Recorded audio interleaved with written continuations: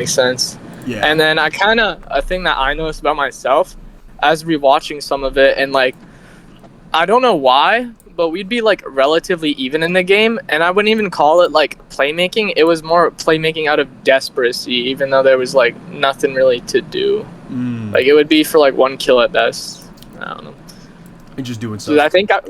I think like when we were kind of starting to lose a bit more, I started to try and play more like more of a carry to try and put the team on my back, I guess. But I just didn't do a very good job of it, and then I kind of just ended up playing worse. Okay. Generally. Okay. Yeah, I see that. So like, and then we come to your end here for the regular season. You're moving on away from us. What was your big thought process about like what drove you to be like, hey, this is the best thing for me to do right now? To be honest, I just felt like I don't even know. I felt like there was no point of playing, and then maybe like Lizard could have taken over my spot because he already played the one scrim set when I had to go, or the one game series when I had to go grab my brother. And honestly, it was going a lot better than when I played, so I was just kind of like, whatever, you know. Okay. So like you were thinking like, yo, I'm not having a good time here. Like shit's not good, but Lizard's in the backup, so I can like kind of trust him to like do well for us, and then make sure it's like not that bad.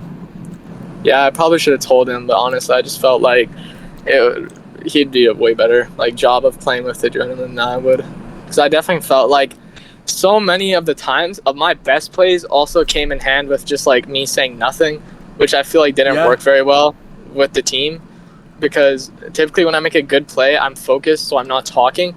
Right. Like the biggest play I remember is it was like it would have been the first or second game or whatever. I was on a Zir and like 3v2 mid or whatever, and then the whole time, like I didn't really say a word of it. I didn't say if I was going back in or anything like that. I just kind of did it and expected him to listen. Yeah. So I didn't feel that was like really bad.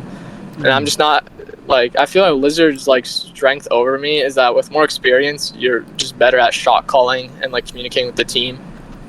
I feel like comes typically naturally to people that played more. So I just kind of felt like I was out of place in that. Okay, yeah, dude, I think that makes a lot of sense. You know, like, you're coming in, it's a relatively new split for you. Like, actually, yeah, is this your first competitive split as a League player? Yeah, pretty much. Whoa. The only time I've been, like, deeper was with the last org where we were, like, 2 or 3 weeks away from playing. And then I got kicked. I see. Yeah, so you're coming in fresh. That makes a lot of sense. You know, like, Lizard's got some advantage of you. I think that's definitely true. Like, a lot of shot callers, they need time to develop, you know what I mean? So, yeah, that makes a lot of sense. Dude, okay, complain to me about adrenaline for a little bit. So like, talk to me about your experience. Like, what was like bothering you so much about adrenaline? You know, because I'm watching from like, you know, bird's eye perspective. I can see some of the plays not coming together. I see him kind of being a little whiny about some stuff. But like, I want to hear your thoughts about that as well. I definitely feel so like. Kind of from the start, it was kind of fucked because I always felt like he was talking to me with almost like a sarcastic voice. Always, it's kind of what I noticed or felt like.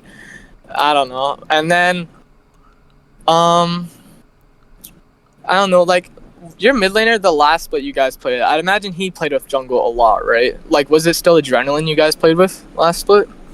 Yeah, it was still a lot of adrenaline. In fact, it was actually adrenaline the whole split. We kind of built the team around to a certain degree.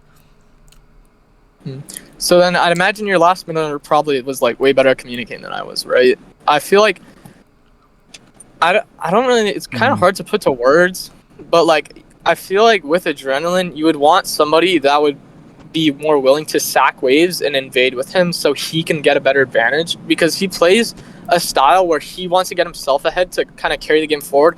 But I feel like typically my playstyle is either I like win lanes super hard on my own, or I typically just like go super hard farming, then try and outside lane. I feel like, or my like play styles, and they don't really align very well. But it's nothing we would have been able to tell from like 1 or 2 scrim sets before you guys decided on me. True. It was like more of a problem that became more prevalent as the months went on. Yeah.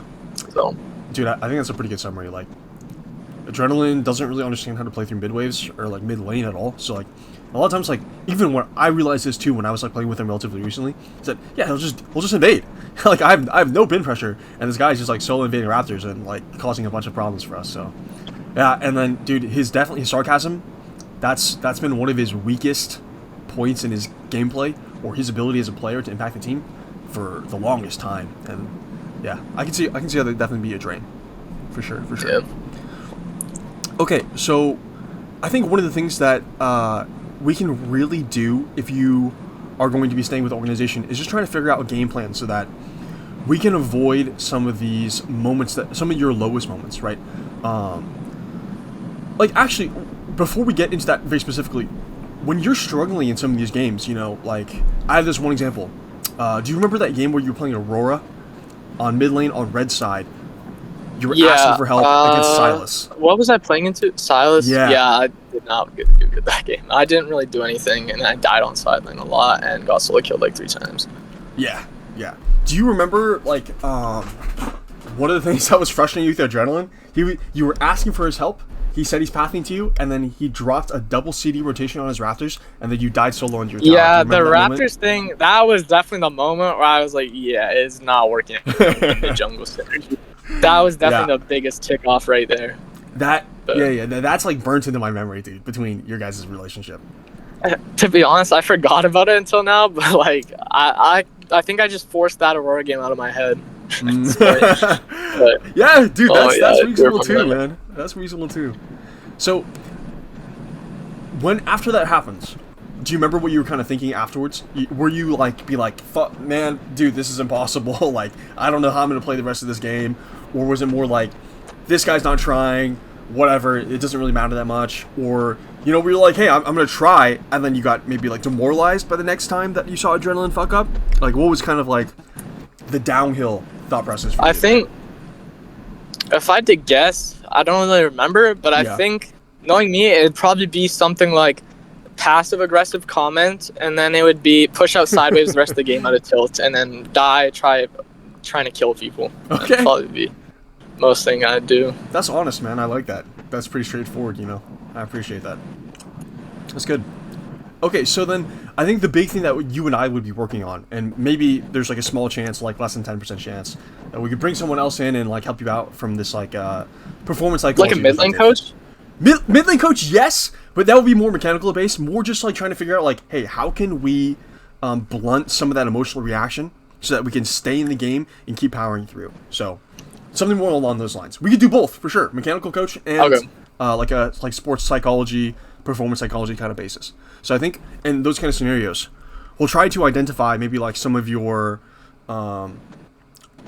some of the explosion points, that can really bother you. And that might be like, the jungler not doing his job. That might be you messing up a play that you weren't supposed to mess up or that you felt like you could have controlled. Or maybe, like maybe it's a draft thing, like I'm picking you champions that you're like, hey, I don't understand this matchup, or I don't like this matchup. This matchup is bad. It's just straight up bad. So I think that'll be one of our big game plans. Trying to figure out, hey, like, what bothers you? What can you do differently in that moment? So like one thing that I was doing some research on is that it might just be super simple. Like, hey, bad play goes down. Okay, what we'll do, we'll just start practicing to get it natural. I do 60 seconds. I do 1 full minute of chill gaming. Like, I'm just AFK farming. I'm just relaxing. And that'll let your brain kind of like reset mentally so that you get some of that resilience. That's the big goal of this game, or that's the big goal that I have for you, or that I have with working with you, is building your resilience. Like, you're a very young player, right? You're 19, right? Or 18? 17. You're 17? Oh my. Okay, you're very young. So you have a lot of potential. And I think if we start building your resilience over time with stuff like this, I think you could be a really strong player. You could be like a Masters 600 LP threat if that was your goal.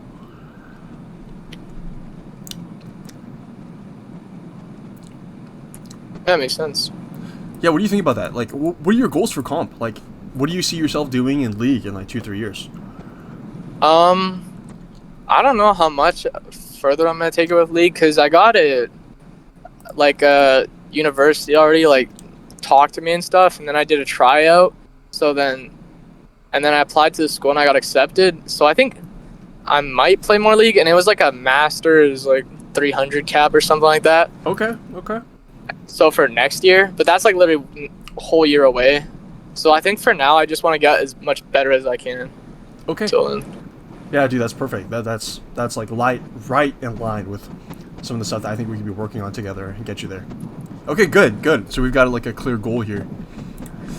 Okay, so I think we've got a couple more things to talk about. So I think for 2026, it's pretty clear, straightforward. Hey, like let's get you onto, if you can climb up to like D2, D1, or even like low masters, we can start putting together a master 100 LP team, and then you can work on that through, you know, your winter 2026 and then summer 2026, and then you're gonna pop off when we get to fall or for your college team. Let's see. But then here's the last thing about. Now we'll talk about the roster, getting you to, you know, either play with us in playoffs or just wait until next split. So I think the only role I'd like you said maybe incorporating me to mid lane. I don't know. You already played with the jungler Fury, right? yeah, To be honest, I think like it maybe me and him should wait till next split, and then I think if you want me to play, I'd play ADC instead. I think would be the way I'd want to do it, if that makes sense. Because I haven't really played competitive in like at least 3 weeks now. Like actual serious game. Oh, okay. When that happened. Yeah. Okay, that makes sense. So I think that clears it up like pretty straightforward. Yeah. What is the Fury guy like? Like, I think I tried out with this guy maybe about a year ago when I was like gold or plat or something like that. Oh, okay. If I remember him right, he's like a carry jungler, and then I think at that point he played assassins. So I'd imagine he probably plays all the bruisers now, but like, is he a more farming jungler? Is he more ganking jungler? Like, I don't know. Like, what would you say? He plays a lot of the meta bruisers, I would say, like right about now. Like you can play the Wukong, you play the Jarvan. What do you? Yeah, he was playing Wukong when I saw you guys playing. Yeah. Was it like Monday? Yeah. I don't remember what jungler he was playing for game 2 off the top of my head, but yeah, a lot of that kind of style. I think that you guys could actually work relatively well together because he's definitely willing to, like, you know, sack his full clear. You know, because Adrenaline was like always like, I'd have to finish my full clear or else I'm not going to do anything else. So Fury's definitely someone that's more like